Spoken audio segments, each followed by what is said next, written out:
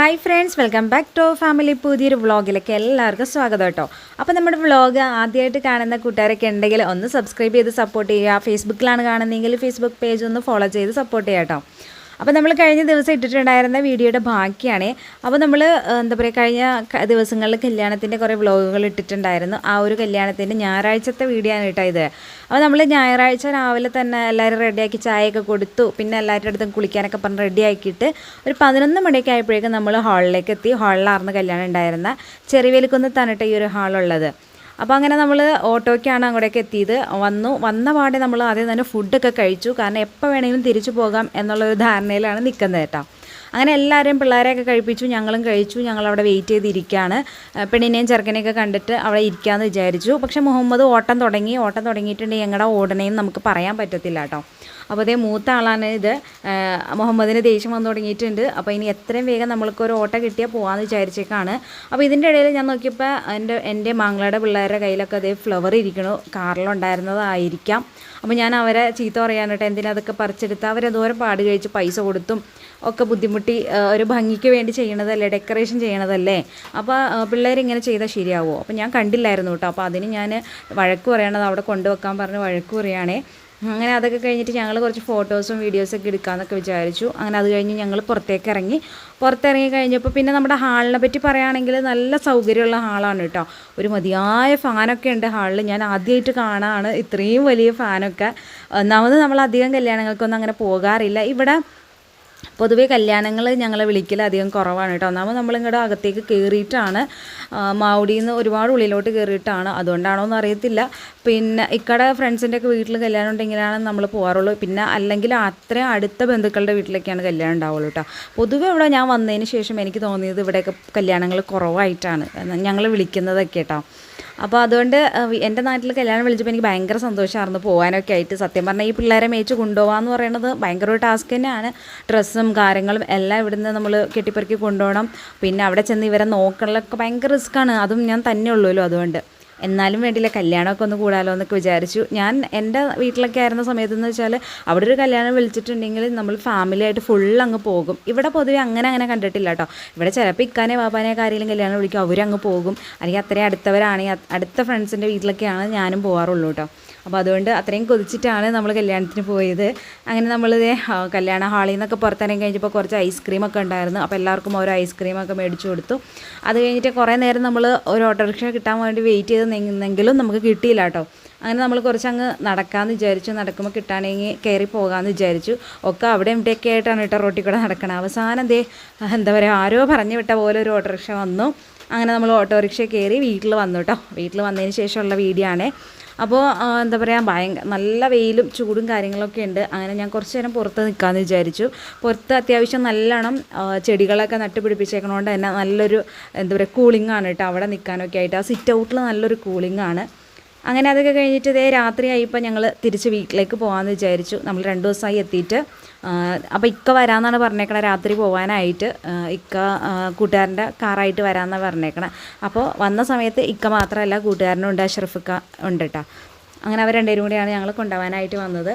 അപ്പോൾ കഴിഞ്ഞ വീഡിയോയിൽ ഞാൻ നമ്മുടെ സാലിയുടെയും കുഞ്ഞുങ്ങളുടെയും മുടി വെട്ടാൻ കൊണ്ടുപോയതൊക്കെ കാണിച്ചിട്ടുണ്ടായിരുന്നു. അവരുടെ മുടിയൊക്കെ വെട്ടിയത് നിങ്ങൾ ശ്രദ്ധിച്ചായിരുന്നോ? അടിപൊളിയായിട്ടുണ്ടോ? അത് കമൻറ്റ് ചെയ്യുക കേട്ടോ. അപ്പോൾ നമ്മുടെ കുഞ്ഞുങ്ങളുടെ മുടി വെട്ടിയത് എങ്ങനെയുണ്ട്? ആൾ ഭയങ്കര കരച്ചിലായിരുന്നെങ്കിലും അത്ര ഫിനിഷ് ആയില്ലെങ്കിലും എനിക്ക് ഇഷ്ടപ്പെട്ടു കേട്ടോ. നിങ്ങൾക്ക് ഇഷ്ടപ്പെട്ട കമൻറ്റ് ചെയ്യണേ. അങ്ങനെ അതേ കൊണ്ടുപോകാനുള്ള സാധനങ്ങളെല്ലാം ഞാൻ പറക്കിയെടുത്ത് വെച്ചിട്ടുണ്ട്. വേറെ പ്രത്യേകിച്ചൊന്നുമില്ല കേട്ടോ. വീട്ടിൽ നിന്ന് ഒന്നും എടുത്തേക്കണമല്ല, ഞാൻ കൊണ്ടുപോയ സാധനങ്ങളൊക്കെ തന്നെയാണ്. കാരണം 4 പിള്ളേരുടെ ഡ്രസ്സും വീട്ടിലിടാനുണ്ടാകുന്ന ഡ്രസ്സും എൻ്റെ ഡ്രസ്സും അങ്ങനെ ഡ്രസ്സുകൾ മാത്രമേ ഉള്ളൂ. പിന്നെ ഒരു കവർ മുഴുവനും ഷൂ ആയിരുന്നു കേട്ടോ. അപ്പോൾ അങ്ങനെ ആണ് ഇത്രയും ബാഗും കാര്യങ്ങളൊക്കെ വന്നിട്ടുള്ളത്. അല്ലാതെ വീട്ടിൽ നിന്നൊന്നും കൊണ്ടുപോകാൻ പാകത്തിന് വീട്ടിലൊന്നും ഇല്ല കേട്ടോ. അങ്ങനെ ഞങ്ങൾ പോകാൻ വേണ്ടിയിട്ട് ഇറങ്ങാണ്. അപ്പോൾ ഉമ്മച്ചി ഫുഡ് വീട്ടിലുണ്ടാക്കാമെന്ന് പറഞ്ഞപ്പോൾ ഇക്കാറിന് ഇനിയിപ്പോൾ വേണ്ടാന്ന് പറഞ്ഞു കേട്ടോ. ഓൾറെഡി നേരത്തെ പറഞ്ഞിട്ടുണ്ടായിരുന്നു ഉണ്ടാക്കണ്ടെന്ന് പറഞ്ഞിട്ടുണ്ടായിരുന്നു. അതാണ് നമ്മൾ വീട്ടിൽ നിന്ന് ഫുഡ് കഴിക്കാണ്ട് പോണത്.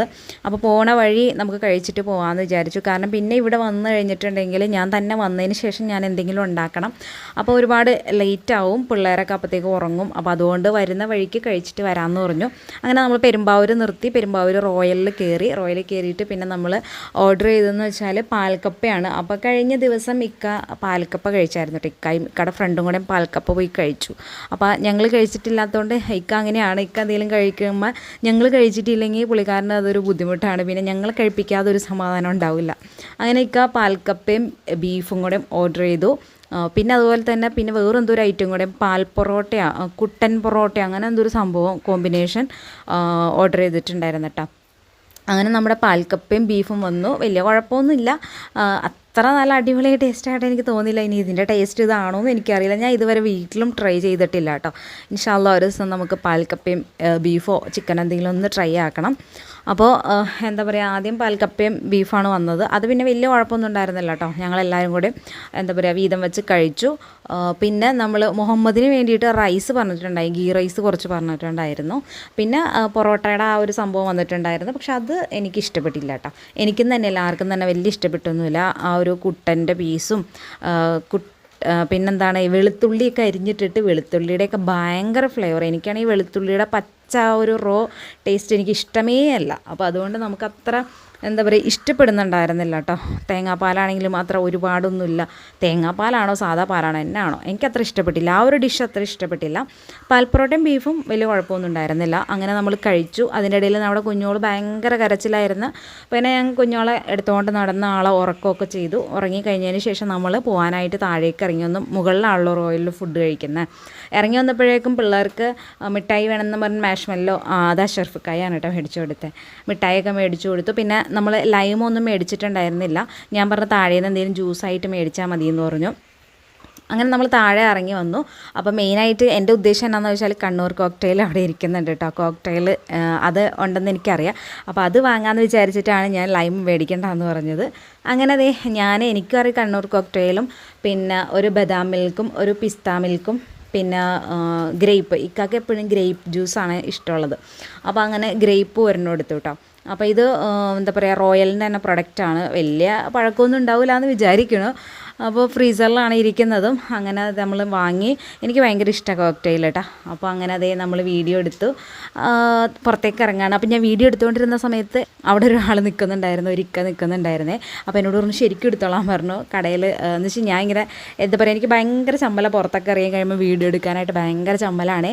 അപ്പോൾ എൻ്റെ ചമ്മൽ കണ്ടപ്പോൾ എന്നോട് പറഞ്ഞു ധൈര്യമായിട്ട് വീഡിയോ എടുത്തോളാൻ പറഞ്ഞു കേട്ടോ. ഈ സമയം കൊണ്ട് നല്ലൊരു മഴ പുറത്ത് കഴിഞ്ഞു കേട്ടോ. അങ്ങനെ നമ്മൾ പോകാമെന്ന് വിചാരിച്ചു. നമ്മുടെ മുഹമ്മദ് ആണെങ്കിൽ ഓരോന്ന് വേണമെന്നും പറഞ്ഞ് കരച്ചിലും തുടങ്ങി കേട്ടോ. അവസാനം നമ്മൾ പിടിച്ചിറക്കി വേഗം സ്ഥലം വിടാമെന്ന് വിചാരിച്ചു. അങ്ങനെ പുറത്തേക്ക് ഇറങ്ങിയപ്പോൾ അവിടെ മഴ ചാറിക്കൊണ്ടിരിക്കുകയാണ്. പിന്നെ അവിടുത്തെ സെക്യൂരിറ്റി ചേട്ടൻ കുട ഉണ്ടായിരുന്നു. ആ ചേട്ടൻ്റെ കുടയിൽ കുറച്ച് നേരം നിർത്തി.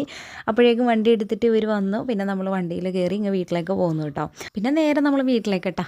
ഫുഡൊക്കെ കഴിച്ചുകൊണ്ട് വരുന്നതുകൊണ്ട് തന്നെ നമുക്ക് എന്താ പറയുക ഫുഡിൻ്റെ കാര്യമൊന്നും പേടിക്കേണ്ട കാര്യമില്ല.